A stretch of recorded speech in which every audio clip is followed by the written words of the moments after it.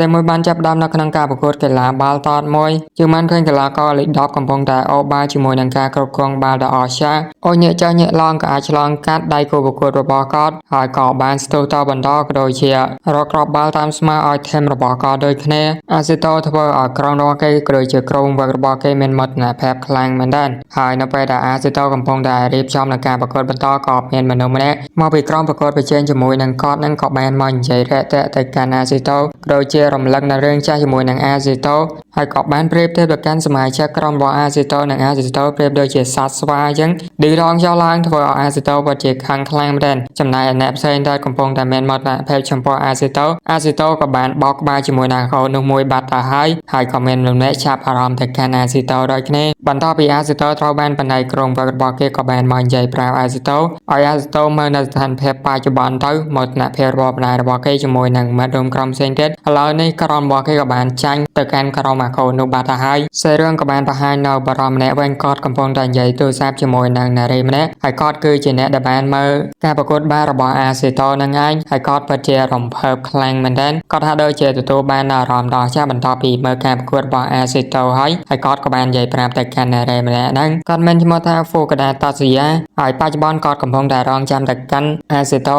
ដោយសារតែគេកំពុងតែធ្វើការហ្វឹកហាត់ឥតឈប់ឈរហើយចាំមើលថាហត់ពេលណាគាត់ចាំនិយាយជាមួយនឹងអាស៊ីតូពេលហ្នឹងតែម្ដងបន្តមកអាស៊ីតូមិនទាន់បានស្គាល់គាត់នោះទេក៏បានដេកស្លាប់ 1-0 ហើយអាស៊ីតូក៏បាននឹករឿងចាស់ៗក៏ដូចជាការចូលក្រុមរបស់គេទៅផងដែរអារ៉ូនឹងចូលមកកាន់ក្រុមគេទៅអួតខ្លាំងមែនទែនហើយតែអ្នកគ្រប់គ្នាប៉ះបាល់ឲ្យខ្ញុំទៅថាអាចរកក្របឲ្យក្រុមរបស់យើងឈ្នះតែម្ដងសម្ដីឡើងលយប៉ុន្តែពួកគេក៏ថាអាស៊ីតូនឹងគ្រាន់តែមើលម៉ាំងកាពេកតែប៉ុណ្ណោះហើយពួកគេពិតជាលែងចូលគ្នាខ្លាំងមែនទែនបន្ទាប់ពីអាស៊ីតូចូលក្រុមរបស់ពួកគេហើយភាពរីករាយកាន់តែមានច្រើនទៅលើក្រុមរបស់ពួកគេប៉ុន្តែអាស៊ីតូតែងតែគិតពីសម្ដីរបស់អាកូនមួយនោះនិយាយឌឺដល់មកខានគេនឹងការប្រៀបធៀបជាដើមបន្ទាប់ពីអាស៊ីតូបានភ្ញាក់ហើយក៏បានចាប់អារម្មណ៍ជាមួយនឹងតាស៊ូយ៉ាគាត់កំពុងតែធ្វើការហាត់បាល់ដូចជាត្រាស់បាល់ហើយជាដើមហ្នឹងហើយឃើញនៅការគ្រប់គ្រង skill តតបាល់របស់គាត់ពិតជាលយខ្លាំងមែនទែនមាន technique បើចង់រៀនគាត់អាចប្រេទៅកាន់អាស៊ីតូបានអាស៊ីតូក៏បានចោះយកតែម្ដងហើយគាត់ក៏បានកូកលាឲ្យអាស៊ីតូធ្វើតាមគាត់ដោយការរៀនរបស់តាស៊ូយ៉ាគឺរៀនឲ្យអាស៊ីតូចេះរៀនគ្រប់គ្រងបាល់ខណៈពេលដែលនៅទៅពេលកំពុងតែធ្វើការហាត់បាល់ក្លែងមកមើលខាងម្ដាយរបស់អាស៊ីតូជាមួយនឹងបងប្រុសរបស់គេវិញកំពុងតែមានបញ្ហាដោយសារតែអាស៊ីតូមិនទាន់បានមកដល់ផ្ទះនោះទេជាមួយនឹងការសន្ទនាជាមួយនឹងគ្រូបង្វឹករបស់អាស៊ីតូផងដែរគ្រូបង្វឹករបស់អាស៊ីតូក៏បាននិយាយថាបន្ទាប់ពីអាស៊ីតូបានចូលក្រុមរបស់ពួកគេបានធ្វើឲ្យក្រុមរបស់ពួកគេឈ្នះជាបន្តហើយធ្វើឲ្យក្រុមរបស់ពួកគេមានភាពរីករាយកាន់តែច្រើនផងដែរខណៈពេលដែលម្ដាយរបស់អាស៊ីតូរៀមនឹងដើរចេញដើម្បីរកអាស៊ីតូទៅហើយនោះក៏បានឃើញអាកូនបានឌឺដងទៅកាន់អាស៊ីតូជាមួយនឹងឪពុកម្ដាយរបស់គេផងដែរហើយសាច់រឿងរបស់យើងក៏បានបកមកកន្លែងរបស់អាស៊ីតូជាមួយនឹងតាស៊ូយ៉ាវិញតាស៊ូយ៉ាគាត់ឃើញថាអាស៊ីតូពិតជាខិតខំវឹកហាត់ខ្លាំងមែនទែនប៉ុន្តែនៅតែមិនអាចធ្វើទៅបានហើយគាត់ក៏បានព្យាយាមបញ្ឈប់ទៅកាន់អាស៊ីតូផងដែរដោយសារតែគេហត់ពេកហើយប៉ុន្តែទោះជាយ៉ាងក៏ដោយអាស៊ីតូគឺមិនស្ដាប់នោះទេហើយដើម្បីតែបញ្យល់ទៅកាន់អាស៊ីតូដូច្នេះហើយគាត់ក៏បានបង្ហាញនៅរបៀបរបបក៏ដូចជាការលេងឲ្យអាស៊ីតូបានឃើញផងដែរដោយការរៀបចំក្បួនមួយប៉ុន្តែអាស៊ីតូអត់ចាប់អារម្មណ៍នោះទេគេនៅតែធ្វើការវឹកហាត់បន្តយ៉ាងដើម្បីនៅសម្រាប់គោលដៅដែលគេចង់បានគាត់បានប្រាប់ទៅកាន់អាស៊ីតូថាការលេងបាល់មិនមែនជាការលេងបាល់ដោយប្រើកម្លាំងបាយធម្មតានោះទេប៉ុន្តែវាក៏មានការគិតនៅក្នុងនោះដូចគ្នាបើសិនបើមានការគិតហើយវានឹងធ្វើឲ្យការប្រៀបធៀបរបស់អាស៊ីតូនៅក្នុងទីលានបាល់ទាត់ប្រៀបដូចជាមានគេម្នាក់ឯងនៅក្នុងបាល់ទាត់នឹងតែប៉ុណ្ណោះហើយវាក៏ធ្វើឲ្យអាស៊ីតូមានភាពប្រសើរឡើងជាមុនផងដែរណាមួយទៀតមិត្តក្រុមរបស់ឯងគឺជឿចេះតែការឯងដូច្នេះហើ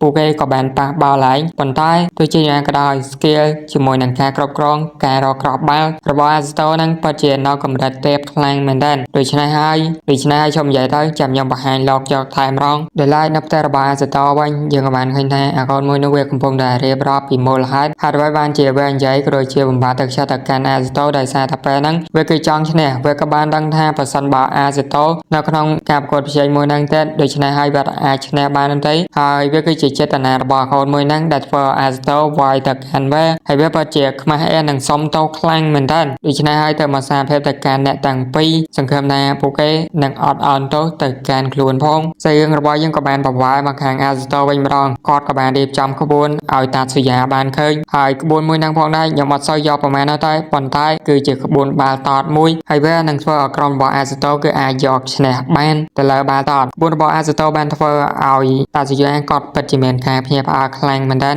អាស្តូក៏បានប្រាប់ទៅកាន់តាសយាថាក្រុមរបស់ពួកគេគឺបានបង្ហាញនៅថាកែតនិងគោលដៅរបស់គេថាគេពិតជាចូលចិត្តទៅកាន់បាល់តតប៉ុណ្ណេះប៉ុន្តែវាក៏ជាទេពបញ្ចប់របស់ពួកយើងផងដែរដែលត្រូវបានបង្ហាញនៅពេលនោះការនិយាយនឹងការបង្ហាញរបស់អាស្តូដែលធ្វើឲ្យតាសយាមានការភ្ញាក់ផ្អើលនិងរីករាយជាមួយនឹងការចងចាំដែលបានចងចាំទៅលើកីឡាករចំនួន22រូបនៅលើទីលានបាល់តតបន្ទាប់ពីតាសយាបានភ្ញាក់ពីការសម្រាករបស់គាត់ក៏បានឃើញអាស្តូនៅតែព្យាយាមធ្វើការវឹកហាត់ហើយនៅតែបំផុតអាស្តូក៏បានសម្រេចនៅថាកែតដែលតាសយាគាត់បានបរៀនទៅកាន់អាស្តូហើយវាពិតជាអស្ចារ្យខ្លាំងមែនទែនបន្តមកតាសយាគាត់ក៏បានណែនាំខ្លួនគាត់ដែលគាត់គឺជា manager នៅក្នុងក្រុមបាល់តតមួយមកពីទីក្រុងតូក្យូហើយគាត់មានមហិច្ឆតាដ៏ធំមួយហើយមហិច្ឆតាមួយនោះគឺជាក្រុមយុវជនកីឡាបាល់តតហើយគាត់ចេញទៅកាន់អាស្តូចូលរួមក្រុមជាមួយនឹងគាត់បើសិនបើគេមានច្បាប់រ៉បអាចតមកកាន់គាត់បាននៅក្នុងរយៈពេល10ថ្ងៃហើយគាត់ក៏សង្ឃឹមផងដែរថាអាស្តូនឹងនិយាយជាមួយនឹងគ្រួសាររបស់គេទទួលបាននៅភាពជោគជ័យទៅចុះសាររបស់យើងក៏បានកាន់នៅពេលដែលអាស្តូបានចូលមកដល់ការសិក្សានៅក្នុងសាលារបស់គេវិញខណៈពេលដែលអាស្តូ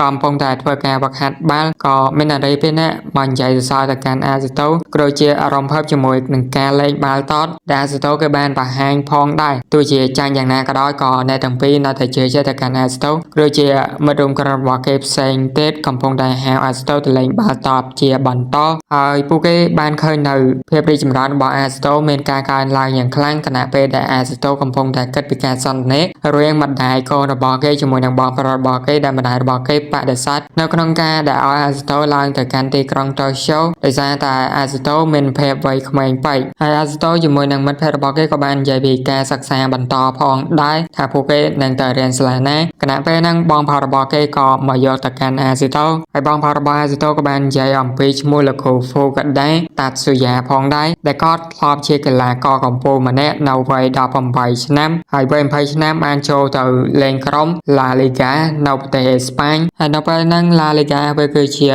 លីកដ៏ល្អបំផុតនៅក្នុងពិភពលោកហើយបញ្ជាក់ទៅលោកគ្រូហ្វូកាដាគឺជាកំពូលកីឡាករបាល់ទាត់វ័យក្មេងហើយនឹងមានទេពកោសល្យម្នាក់ប៉ុន្តែបន្ទាប់ពីគ្រោះថ្នាក់មួយនោះគឺបានកើតឡើងគាត់ហាក់ដូចជាឈប់លេងបាល់ទាត់ទៀតហើយប៉ុន្តែទោះជាយ៉ាងក៏ដោយការអញ្ជើញរបស់លោកគ្រូហ្វូកាដាទៅកាន់អាស្តូវាពិតជាអស្ចារ្យខ្លាំងមែនទែនតែនិយាយបានថាលោកគ្រូហ្វូកាដាស្វ័យបាត់តែគាត់ចូលនិវត្តន៍ពិតប្រាកដមែនប៉ុន្តែគាត់ក៏ខ្លាចទៅជាគ្រូបង្វឹកម្នាក់ផងដែរហើយការអញ្ជើញរបស់គាត់វាពិតជាឱកាសល្អសម្រាប់អាស្តូចំណែកអាស្តូក៏ដឹងដូចគ្នាបន្ទាប់ពីបានជួបទៅកាន់លោកគ្រូតាស៊ូយ៉ាអារម្មណ៍របស់គេពិតជាពុះកញ្ជ្រោលខ្លាំងមែនទែនមិនអាចស្ងប់ចិត្តបាននោះទេហើយនៅពេលនេះបងប្រុសរបស់អាស្តូក៏បានប្រាប់ទៅកាន់អាស្តូផងដែរថាម្ដាយរបស់គេបន្តពីគិតជាយូរហ្នឹងក៏បានយល់ព្រមនិងសម្រេចចិត្តឲ្យអាស្តូទៅកាន់ទីក្រុងតូក្យូជាមួយនឹងលោកគ្រូតាស៊ូយ៉ាដូចគ្នាហើយគាត់ថែមទាំងបង្កលុយឲ្យទៅកាន់អាស្តូដើម្បីធ្វើដំណើរនិងចាយវាយទៀតផងហើយវីដេអូនៃសាច់រឿងអាស្តូភេទទី1របស់យើងក៏ត្រូវបានបញ្ចប់គឺពីបានចាប់ដើមនៅពេលដែលអាស្តូបានឡើងមកដល់ទីក្រុងតូក្យូ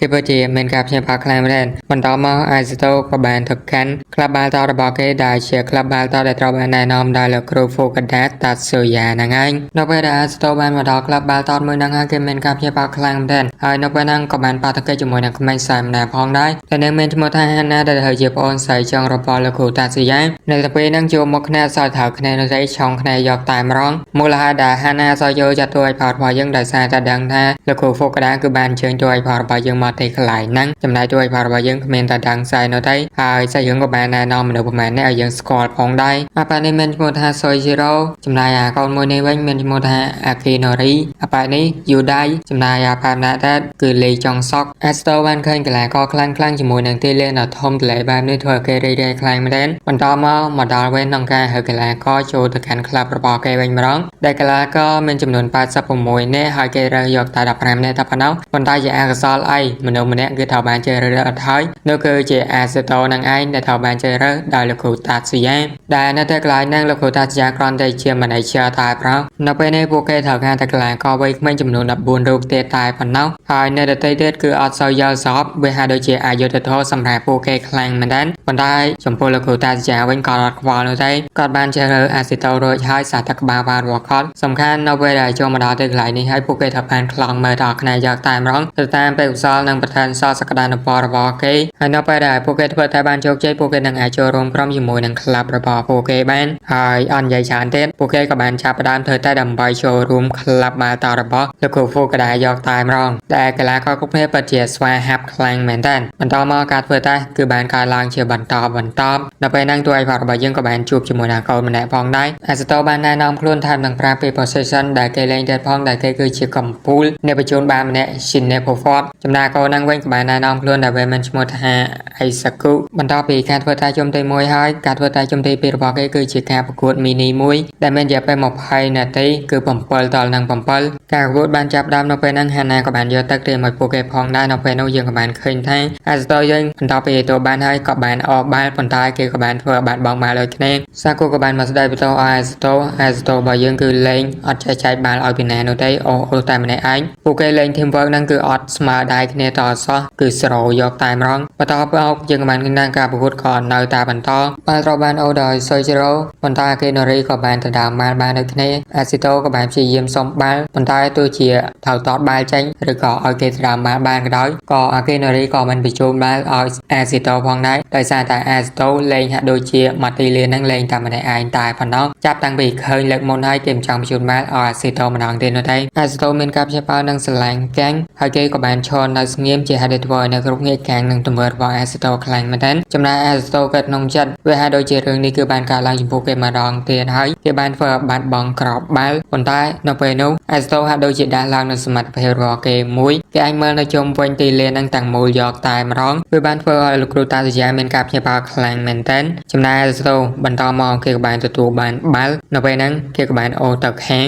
បន្តមកក៏បានចាប់ផ្ដើម control បាល់នៅជុំវិញទីលាននឹងតែម្ដងដោយការ control បាល់របស់អាស៊ីតូជាហេតុធ្វើឲ្យពីនេះទៀតមិនអាចទទួលបានបាល់នោះទេពួកគេពិតជាឆ្ងល់ថាអាស៊ីតូកំពុងតែធ្វើឲ្យហ្នឹងចំណែកលោកគ្រូតាសយាវិញគាត់កំពុងតែមានភាពរំភើបចំពោះអាស៊ីតូរបស់យើងនៅពេលហ្នឹងផងដែរស្ថានភាពនៅតែបន្តខាងដៃគូប្រកួតចេញរបស់អាស៊ីតូក្រុមមកខាងទៀតដែលជាលីចុងសុកនឹងក៏បានស្ទុះដើម្បីទៅតាមបាល់ពីអាស៊ីតូផងដែរអាស៊ីតូឃើញស្ថានភាពបែបនេះក៏បានអូសបាល់ចេញពីកែងផងដែរបន្តមកនេះទៅពីក៏បានដាក់ម៉ូគ្នាអាស៊ីតូក៏បានបញ្ជូនបាល់ទៅឲ្យអាកេណូរីយកតែម្ដងដែលគេអាចតាត់ចូលរីបានសម្រេចផងដែរជាទៅធ្វើឲ្យពួកគេមានភាពរីករាយខ្លាំងមែនទែនជាពិសេសលោកគ្រូហ្វូកាដាតាត់ស៊ូយ៉ានឹងតែម្ដងហើយចាប់ពីពេលនេះតទៅពួកគេចាប់ផ្ដើមជឿជាក់ទៅលើអាស៊ីតូរបស់យើងហើយទាំងសាគូទាំងអាកេណូរីបន្តពីការ perform របស់តួឯករបស់យើងគឺថោបានបញ្ចប់សេះច្បងផ្នែក4ម្នាក់នេះគាត់ពិតជាពេញចិត្តជាមួយនឹងការ perform របស់អាស៊ីតូខ្លាំងមែនទែនសរសើរទៅកាន់លោកគ្រូតាសយាដែលអាចជ្រើសរើសអាស៊ីតូយកលេងបានហើយ